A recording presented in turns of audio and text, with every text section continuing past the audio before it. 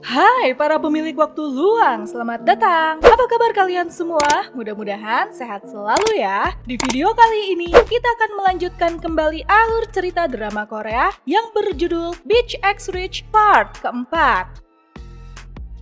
Kabar mengenai hamilnya Ha Min Hee membuat Baek Jena marah besar. Ia pun akhirnya menemui ibu kandungnya yang ternyata sedang dalam pengaruh alkohol karena depresi akibat perpisahan dengan direktur Baek. Ditambah lagi, ibu kandungnya Baek Jena juga sudah mendengar kabar kalau Ha Min Hee tengah mengandung. Itu artinya jika anak Ha Min Hee laki-laki, maka ia akan menjadi pewaris grup Han Myung dan bukannya Baek Jena. Melihat kondisi ibunya yang makin tidak terkontrol, Baek Jena pun semakin khawatir. Sementara itu, akibat gaunnya ketumpahan dan sengaja ditumpahi minuman oleh Baek Jena yang kali ini tumben-tumbenan hadir, Hye In pun kini tengah pusing untuk mencari $8.000 yang akan digunakan untuk pengganti gaunnya Nayeon. Ya, rupanya Hye In diajak mengikuti pesta itu hanya untuk dipermalukan. Baek Jena pun mengingatkan agar Hye In tahu diri dan bisa menempatkan diri sesuai statusnya. Sepulang dari pesta, suasana hati Baek Jena pun kembali memburuk begitu membaca berita yang memberitakan jika kesuksesan direktur Baek karena adanya pengaruh dari cinta sejati, yang mana cinta sejatinya itu kemungkinan adalah Ha Min Hee dan bukanlah ibunya. Mengetahui gaunnya rusak, Nayeon pun mengancam jika Hye In tidak bertanggung jawab dalam 1 bulan, ia akan melaporkan perbuatan Hye In pada ibunya. Namun rupanya, Baek Jena sudah bekerja sama dengan Nayeon untuk mengerjai Hye In. Seo Do-eun yang mengetahui tindakan jahat Baek Jena ini lantas meminta penjelasan dan memperingatkan Baek Jena untuk berhenti merundung Hye In. Karena akibat tindakan perundungan yang dilakukan Baek Jena dan anggota berlian, seseorang alias Kim Hae In nyaris saja kehilangan nyawanya. Baek Jena pun malah balik mengingatkan Do-eun jika orang-orang seperti Kim Hae In ini hanya ingin memanfaatkan kekayaannya saja. Dan jika Do-eun bersikeras menyukai Kim Hae In, maka hidup Do-eun bisa berakhir menyedihkan seperti ibunya Baek Jena. Lagi pula karena tidak tahu diri itulah kenapa Kim Hae In bisa jatuh dari atap. Dan asal Do-eun tahu, semua anggota berlian sudah tahu apa yang diperbuat Kim Hae In yang selama ini Do-eun anggap baik. Jadi jangan terlalu membela mereka.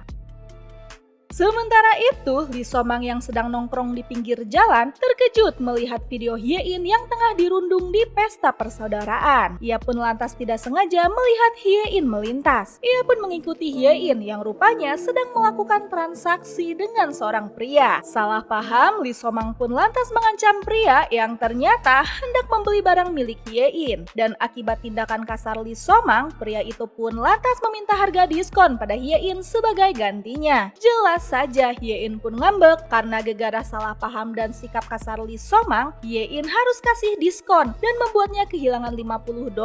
Lee So-mang pun heran kenapa Hye In harus marah karena kehilangan $50 saja. Mendengar perkataan itu, Hye In kesal dan menganggap orang kaya seperti Lee So-mang bisa-bisanya menganggap $50 dan $8.000 hanyalah uang receh. Padahal hidupnya kini bergantung pada uang itu. Ditambah lagi ia kesal karena Lee So-mang salah paham dan mengira Hye In sedang melakukan transaksi tidak bermoral. Lee So-mang pun lantas mengantar Hye In pulang. Hye In pun bertanya, seberapa kayakah keluarganya Lee So-mang? Apakah ia masuk lewat jalur pendidikan kesetaraan juga? Lee So-mang pun berkata kalau kekayaan keluarganya bisa menyamai keluarga lain. Namun Hye In harus tahu jika kehidupannya itu tidak semudah yang Hye In bayangkan. Di ruang guru, Hye In yang lesu pun mendapat tawaran program beasiswa termasuk bisa mendapatkan rumah sewa untuk belajar. Mendapatkan tawaran itu, Hye In pun pikir-pikir. Keluar dari ruang guru, ia pun kembali dirundung karena punggungnya ditempeli tulisan parasit pendidikan kesetaraan. Ia pun berpapasan dengan Baek Jena. Hye In pun meminta Baek Jena untuk berhenti merundungnya karena orang seperti Baek Jena harusnya tidak menghabiskan waktu dan usahanya untuk memikirkan seseorang yang dianggap parasit seperti Hye In. Jadi Hye In meminta agar Baek Jena menganggap dirinya tidak ada agar Hye In dan Baek Jena bisa bersekolah dan lulus dengan tenang. Namun Baek Jena pun tidak mau kalah. Baek Jena lantas menawarkan untuk memberikan Hye In uang asalkan Hye In mau keluar dari SMA Cheongdam. Baek Jena pun lantas memberikan Hye In waktu 1 minggu untuk berpikir.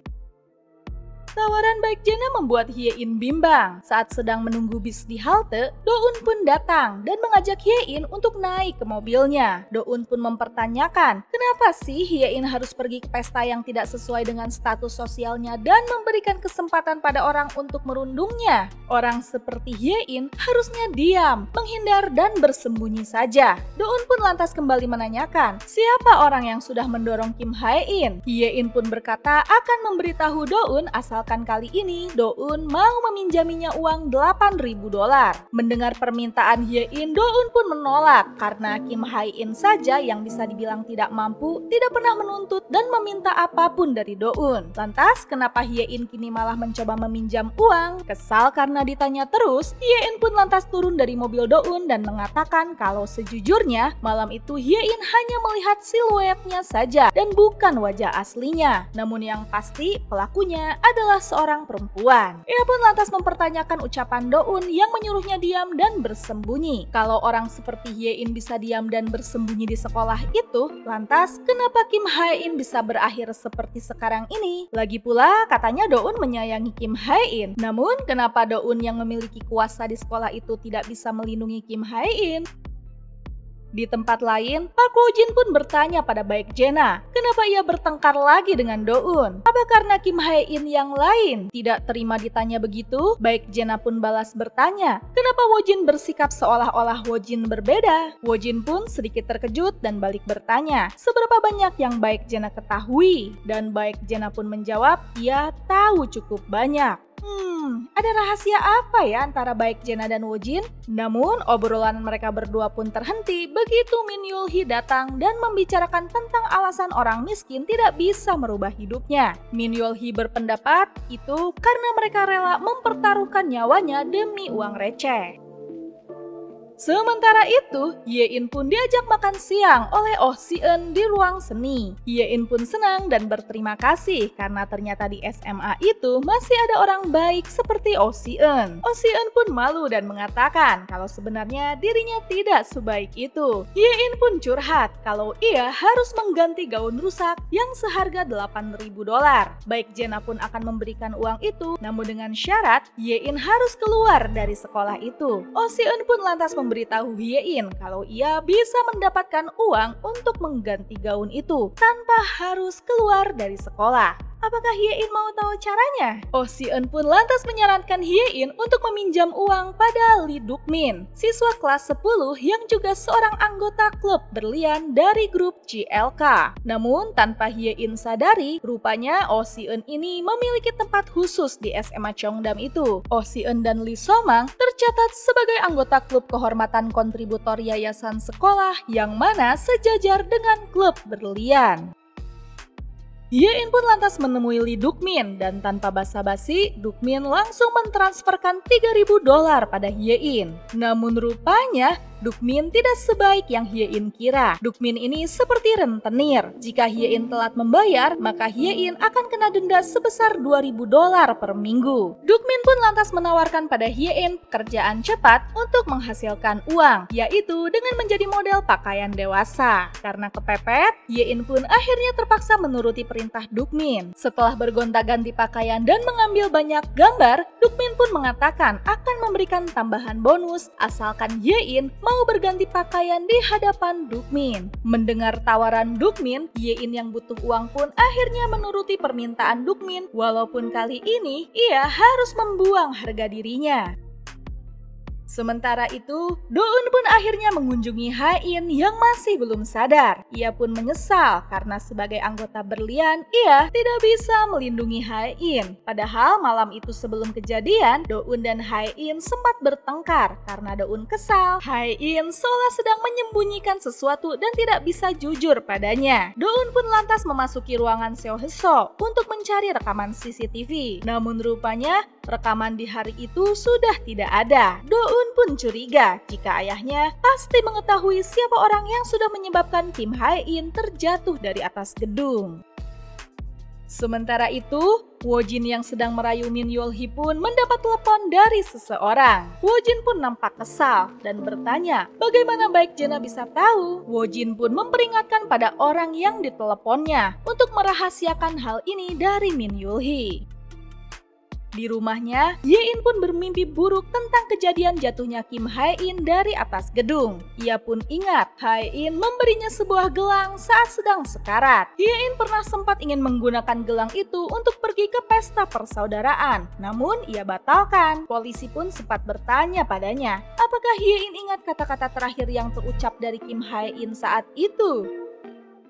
Keesokan harinya, baik Jena yang nampak kurang sehat melihat Ha Min-hee datang ke sekolah dan mengobrol dengan Ibu Kim mengenai kehamilan dan cintanya pada Direktur Baek. Ha Min-hee yang melihat baik Jena nampak lemas pun lantas menyuruh Ibu Kim untuk pergi duluan saja karena ia akan membantu baik Jena terlebih dahulu. Namun tentu saja baik Jena menolak bantuan Ha Min-hee yang dianggapnya munafik. Dan benar saja dugaan baik Jena, Ha Min-hee memang hendak berniat buruk dengan melahirkan bayi lelaki untuk menjadi pewaris grup Hanmyung. Ha Min-hee pun memperingatkan baik Jena untuk mulai menghormatinya. Mendengar niat buruk Ha Min-hee ini, baik Jena pun oleng. Namun tiba-tiba saja Hye-in muncul dan membawa baik Jena pergi dari hadapan Ha Min-hee. Di ruangan, Hye-in pun membawakan air minum. Namun, baik Jena kembali ketus karena mengira Hye-in sedang mengasihaninya. Hye-in pun tidak mau kalah ketus. Ia pun mengeluarkan segepok uang dan menyawer baik Jena. Ya, Hye-in tahu jika baik Jena bekerja sama dengan Nayeon untuk memerasnya dengan dalih membayar ganti rugi kerusakan gaun. Namun kali ini, Hye-in memperingatkan baik Jena untuk tidak mengganggunya lagi. Karena orang kaya dan banyak kuasa seperti baik Jena ini tidak seberapa menakutkan dibanding dengan orang miskin yang rela mempertaruhkan nyawanya dan membuang harga dirinya demi uang yang dianggap receh oleh baik Jena. Jadi Hye-in berharap mulai sekarang mereka bisa akur dengan tenang karena mungkin saja ke depan baik Jena bisa menjadi bosnya.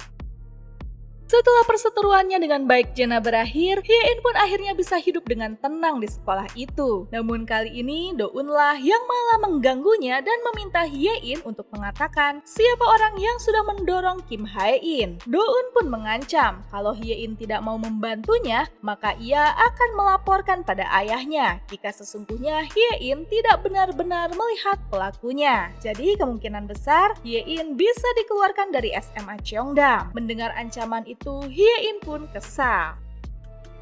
Saat sedang berjalan menuju kelasnya, ia mendapat kiriman video saat sedang berganti baju di depan Dukmin. Tentu saja hal ini membuat Hye-in kembali murung. Sementara itu, baik Jena dan Min Yul-hee tidak sengaja melihat Hye-in melintas. Baik Jena pun mengatakan untuk tidak usah berurusan lagi dengan Hye-in karena cukup merepotkan. Saat sedang memperhatikan Hye-in, baik Jena dan Min Yul-hee pun dibuat terkejut melihat Oh Si-eun mendekati dan nampak akrab dengan Hye-in.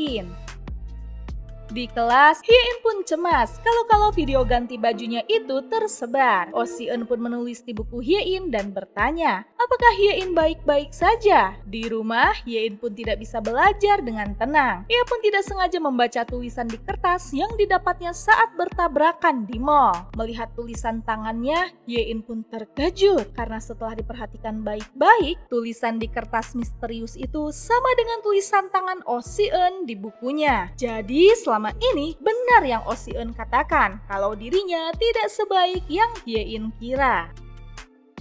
Sementara itu di rumah sakit, Hae-in pun mendapat kunjungan dari Oh Si-eun. Ya, rupanya siswa yang selama ini sering mengunjungi Hae-in itu adalah Oh Si-eun. Oh Si-eun pun bertanya, apakah ada siswa lain yang mengunjunginya selain dirinya? Ibunya Hae-in pun menjawab kalau Hae-in dikunjungi oleh Seo Do-eun. Saat sedang berdua bersama Hae-in, Oh Si-eun pun tersenyum jahat dan bertanya, apa yang Hae-in lakukan sehingga bisa memikat seseorang seperti Do-eun? Padahal selama ini Do-eun pun tidak tahu perbuatan Hae-in yang sesungguhnya. Dan bagi Oh Si-eun, Hae-in ini seperti roh jahat. Selesai mengunjungi Hae-in, Oh Si-eun pun mendapat kiriman video ganti bajunya Hye-in. Sambil tertawa, Oh Si-eun pun mengatakan kalau Hye-in selalu memenuhi harapannya. Dan Beach X Rich part keempat pun selesai. Gimana nih para pemilik waktu luang? Penasaran dengan kelanjutan kisahnya? Nantikan episode selanjutnya ya. Dan terima kasih telah menonton channel ini. Dadah!